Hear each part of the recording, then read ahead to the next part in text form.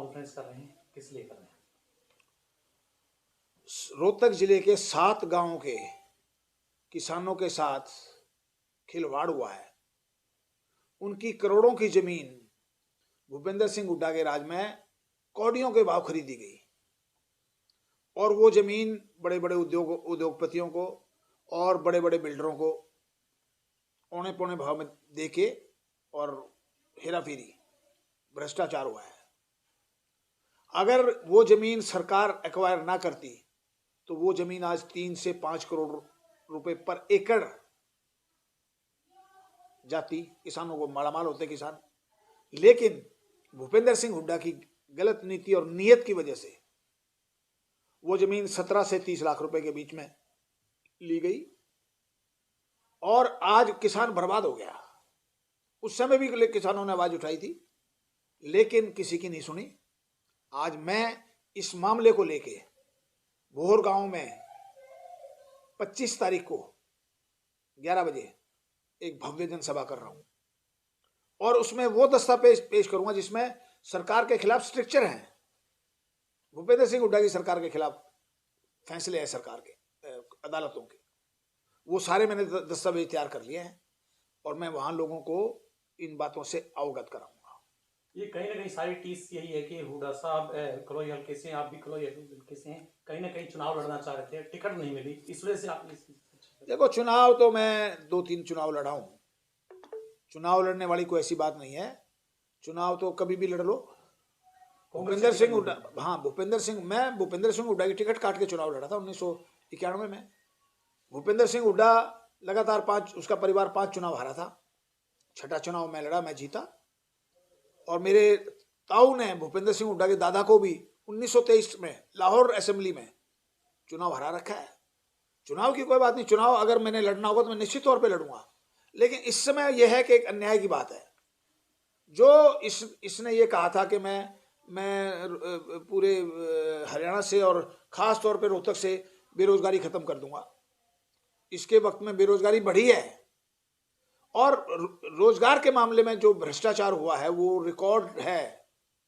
जिस प्रकार से इसने अपने परिवार के लोगों को नौकरियों में व्यापक स्तर पे नौकरियां दी है अपने परिवार के लोगों को, वो सबके सामने है। एक तरफ तो कह रहे हो कि आप कलोई हल्के में नौकरियां नहीं दी, दूसरी तरफ आप कह रहे हो कि नौकरियां भी चंद लोगों को दी है। हाँ, चंद लोगों को नौकरियां दी हैं, जो इनके बहुत करीब थे उनको नौकरियां दी हैं, जो इनके रिश्तेदार थे उनको नौकरियां दी हैं। और रोहतक में चौधर का नारा लगाया था इन्होंने कि रोहतक में चौधर आएगी वारे न्यारे हो जाएंगे। हकीकत यह है कि उस चौधर का फायदा सिर्फ भूपेंद्र सिंह हुड्डा के परिवार को और इसके चंद दोस्तों को हुआ है। अब ये बिल्डर है ओमैक्स और सन सिटी, यहां हजार गज के प्लॉट इसके चहेतों को दिए गए हैं। मैं अदालत में जाऊंगा और ये पता करने की कोशिश करूंगा कि क्या उन्होंने पैसे दिए भी हैं या नहीं दिए। ये मेरा आरोप है कि भूपेंद्र सिंह हुड्डा बताए उन्होंने किन किन को हजार गज के प्लॉट दिलाए। सन सिटी में चले जाओ, ओमैक्स में चले जाओ, मैं दिखाऊंगा आपको। वो इस मामले को मैं सरकार को भी चिट्ठी लिखूंगा, मैं जांच कराऊंगा सरकार से कह के कि क्या वास्तव में इन्होंने पैसा दिया है या वैसे मुफ्त में ले लिए। ये मेरा आरोप है भूपेंद्र सिंह हुड्डा को। और उसने अपने मालामाल किया अपने परिवार को और अपने चहेतों को। आम आदमी को कोई फायदा नहीं मिला। आम ना तो गढ़ी सांपला कलोई के किसी आदमी को फायदा मिला और ना रोहतक जिले को। इन्होंने जो कुछ किया है ये कहीं से कहीं पहुंच गए।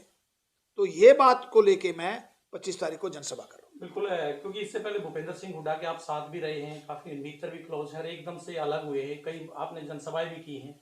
अचानक से ये बदलाव कैसे हुआ? अचानक नहीं, 2 साल से 3 साल से बदलाव हो रहा है। मैं कोई आज से नहीं कर रहा हूँ।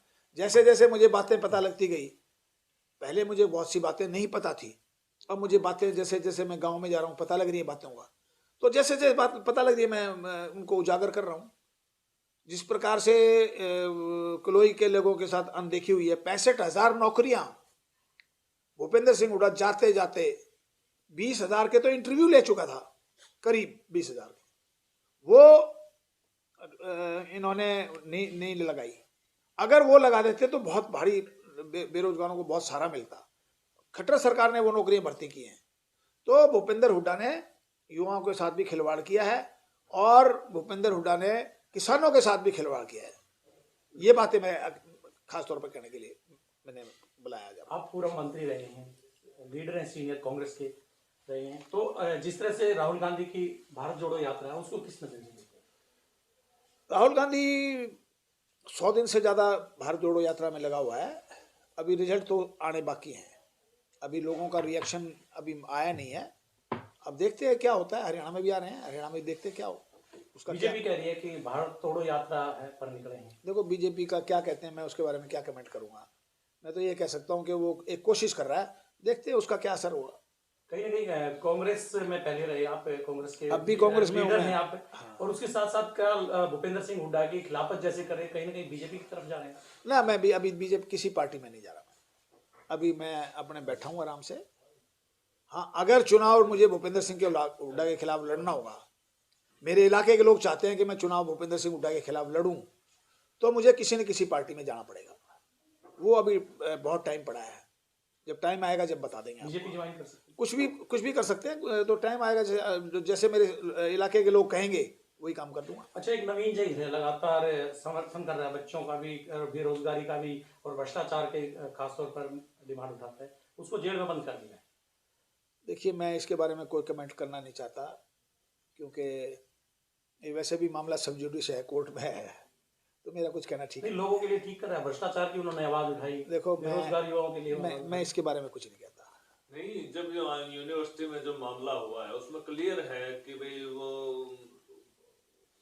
जो कैंडिडेट है उनके साथ अन्याय हो रहा है, तो उसकी आवाज उठाई है, तो आप उस बारे में क्यों नहीं कह सकते? आप बेरोजगार के आप लिए, मुझे एक बताओ, आप कैसे कह सकते हो कि अन्याय हो रहा है? सर, आप कैसे कह सकते हुड्डा हो? साहब, एक बात सुनो, जहाँ आप- लेडीज रो रो के बता रही है कि उनके साथ अन्याय हो रहा है। कोई अगर आपके पास आ जाए रो रो के कहे कि, तो आप मान लोगे कि उसके साथ अन्याय हाईकोर्ट हो रहा में है? पहली हुड्डा सुनवाई साहब, हुई है, जिस तरह से उसके बारे में कह बेरोजगारी नहीं की सकते। मांग कर रहे हैं, लगातार भ्रष्टाचार के मुद्दे उठा रहे हैं, तो क्या समर्थन कर रहे हैं आप नवीन जैन का या नहीं? मैं तो इस मामले में कुछ भी नहीं कहता, जब टाइम आएगा कहूंगा, अभी मैं कुछ नहीं कहता इस मामले में। तो बीजेपी का स्टैंड सही है जो काम कर रही है कौन सा? हरियाणा के अंदर?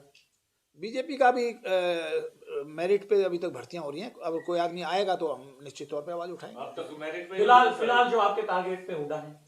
टारगेट इसलिए हुड्डा है कि हुड्डा के वक्त में अन्याय हुआ है लोगों के साथ, और व्यापक स्तर पर अन्याय हुआ है। लोग, आप चले जाओ, पूरी एक एक परिवार के तो 10-10 आदमी लगा दिए, उसके साथ में रिश्तेदार भी लगा दिए, और पूरी एक गली खाली कर दी। एक गली में एक आदमी भी नहीं लगा। मैं गांव में जाता हूँ, लोग मुझे चिल्लाते हैं मेरे सामने कि भाई साहब, ये पूरी गली में एक आदमी नौकरी नहीं लगा, और ये एक आदमी है, इसके परिवार के 10 आदमी लगा दिए, इसकी सातवीं रिश्तेदारी तक के लोगों को नौकरी लगा दिया। बीजेपी के और जेजेपी के गठबंधन को क्या कहेंगे? जिस तरह से उन्होंने चुनाव लड़ा तो अपने अलग अलग तरीके से लड़ा, क्या कहेंगे उसको? अभी चुनाव आ लेने दो, उसके बाद कहेंगे जो कुछ कहना है। अभी तो बहुत टाइम है, पता नहीं है बीजेपी और जेजेपी इकट्ठा लड़े या ना लड़े। मुझे नहीं लगता कि बीजेपी और जेजेपी इकट्ठा चुनाव लड़े, जेजेपी, मेरा अनुमान ये है। तो कांग्रेस का भविष्य क्या देखा है? देखो, कांग्रेस का भविष्य राहुल हरियाणा गांधी के अंदर खास की राहुल गांधी की पदयात्रा हो लेने दो कंप्लीट, उसके बाद बताएंगे क्या भविष्य है, और राहुल गांधी का क्या असर होता है लोगों में, वो देख के बताएंगे बाद में।